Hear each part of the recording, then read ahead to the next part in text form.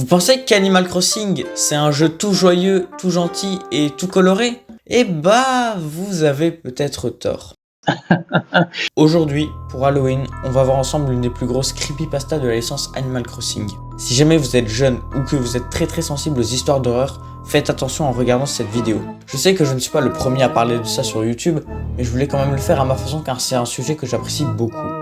Je tenais juste à créditer Suga Conroy car les images de gameplay que vous verrez dans cette vidéo seront tirées de lui. Si jamais vous aimez cette vidéo, n'hésitez pas à mettre un pouce bleu pour me soutenir dans mon travail, ça me ferait très plaisir. Et sur ce, on peut commencer. Le village d'Aika, à la base, c'est juste une ville sur Animal Crossing New Leaf. Mais cette ville cache une histoire terrifiante. C'est l'histoire d'Aika, une petite fille d'environ 8-10 ans qui vit dans le petit village d'Aikamura. En fait, chaque endroit et chaque maison du village raconte à elle toute seule l'histoire d'Aika. Dans la ville, il y a 4 maisons, que l'on doit visiter dans un ordre précis. Et chaque maison représente Aika à différents moments de sa vie. Mais on y revient dans quelques secondes. Quand on arrive dans la ville, au pied de notre lit, se trouve un cadeau. Ce cadeau contient une poupée. Et ce n'est pas par hasard. Plus loin, on peut trouver des pierres tombales, dans un endroit qui ressemble à un cimetière. Quand on déterre ce qu'il y a dans la tombe, on obtient encore une poupée. On y trouve aussi beaucoup de fleurs et de bordels un peu partout dans la ville. Enfin bref, entrons dans la première maison. On y retrouve Aika, son père et sa mère en train de fêter l'anniversaire d'Aika. L'ambiance est joyeuse, colorée, tout a l'air de bien se passer. Il y a juste la pièce du fond qui est bloquée par un meuble. À l'étage, on y retrouve la chambre d'Aika, avec des peintures d'elle et ses parents et de son chien, ainsi qu'une poupée qui est son fameux cadeau d'anniversaire. Jusqu'à là, pas grand chose d'anormal. Mais on n'est qu'à la première maison et il y en a 4 au total.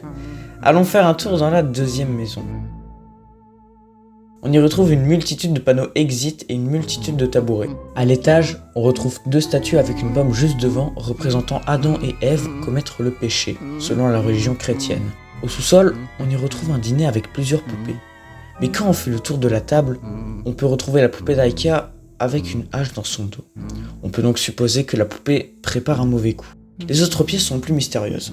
Dans celle de droite, on y trouve des pendules en forme de hibou avec du bordel à terre.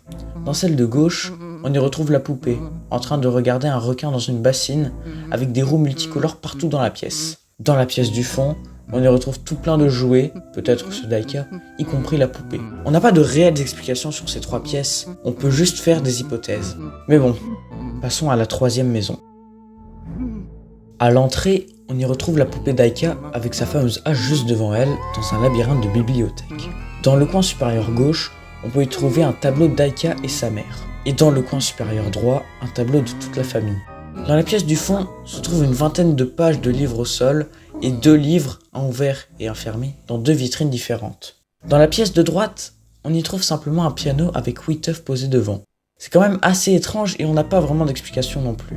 À l'étage, l'ambiance y est encore plus angoissante. On y retrouve des photos de la mère d'Aika dans toute la pièce, avec la poupée regardant une télé gribouillée. Au sous-sol, c'est encore pire.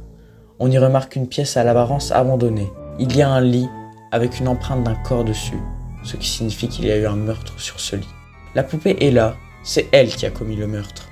Et en plus de tout ça, au fond de la pièce, on y trouve une photo de la mère d'Aika.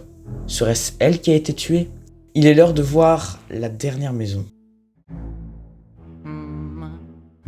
On y retrouve la même maison que pendant l'anniversaire d'Aika, mais dans un bordel pas possible. À l'étage, la poupée est toujours présente, mais cette fois-ci équipée de sa hache. Les tableaux ont été gribouillés et les jouets ont été tournés vers le mur. Oui, l'ambiance est très vite passée du rêve au cauchemar. Et vous vous souvenez du meuble qui bloquait la pièce du fond? Eh bien, il a été décalé de sorte à ce qu'on puisse aller dedans. Et à l'intérieur, on y retrouve Aika prisonnière avec la poupée et sa fameuse hache. Mais pourtant, cette maison n'est pas la vraie dernière maison. Il y en avait une autre, mais elle a été censurée par Nintendo eux-mêmes. La dernière maison ressemble à ça. Ouais, je comprends mieux pourquoi elle a été censurée. On y retrouve une toute petite pièce avec écrit partout sur les murs « I am sorry ». On y retrouve aussi une peinture avec écrit « Die » dessus et des sortes de taches de sang sur le tableau. Dans Animal Crossing, c'était à nous de deviner l'histoire. Mais un joueur du nom de Chanchonzen a écrit une version de l'histoire sur le wiki Creepypasta avec plus de détails. Je vais vous la lire. Aika était une douce jeune fille chaque jour de sa vie. Un jour, ce fut l'anniversaire d'Aika. Ce jour-là, elle reçut une poupée de chiffon qui ressemblait à Aika en quelque sorte. Aika nomma la poupée d'après son propre nom et très vite, elle devint sa meilleure amie. Cependant, quelques semaines après l'anniversaire d'Aika, une dispute éclata entre ses parents. La mère d'Aika accusait son mari de la tromper avec une autre femme. Des objets furent lancés dans la maison et dans les environs, et des cris retentirent. Aika n'apprécia pas beaucoup, elle détestait quand ses parents se battaient. En fin de compte, le père sortit, furieux, tandis que sa mère pleurait, agenouillée sur le sol. Aika ne fit que la regarder, s'assit là et cajola sa poupée. La vie d'Aika se dégrada après ça. Elle s'occupa davantage de sa poupée, tandis que sa mère s'occupait plus de ramener son père à la maison. Comme les jours passaient, l'amour de la mère d'Aika pour sa fille baissait peu à peu.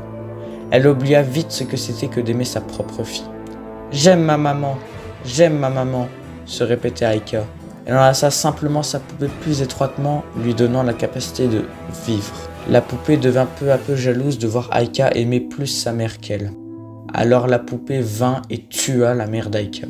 Maintenant que la poupée et Aika étaient seules toutes les deux, plus rien ne pourrait les séparer. Cependant, Aika commença à avoir peur de son amie la poupée et la jeta contre le mur. Elle tenta tous les chemins, mais toutes les issues étaient bloquées. « Tu ne peux pas partir, tu ne peux pas partir !» disait la voix de la poupée.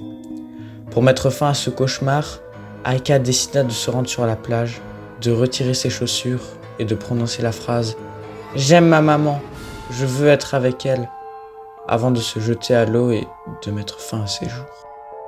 Sur la plage de la ville dans Animal Crossing, on y retrouve une tombe avec un corps enterré à l'intérieur et la poupée d'Aika enterrée juste au-dessus.